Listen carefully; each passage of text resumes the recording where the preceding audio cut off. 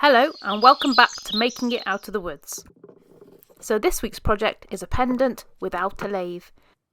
And this is what's left of the 5,000-year-old Norfolk bog oak that my friend Hugh sent to me. It's what I'll be using throughout the project, and I hope you enjoy it. If you do enjoy the video, please like and subscribe. Subscribing costs nothing, but it really helps me out. First things first, I needed to cut the wood down into some smaller strips. These two helped me. This is Foxy, as you know, and this is his brother from another mother. Now Foxy's brother still doesn't have a name. He was very kindly made for me by one of my patrons, a long-standing patron called Klaus, and he settled in quite nicely. But he's just as mischievous as Foxy. They get up to all sorts. If you've got any ideas for a name, pop it in the comments and we can finally decide who this little chap is. Okay, I'll leave you with some music. Enjoy the video.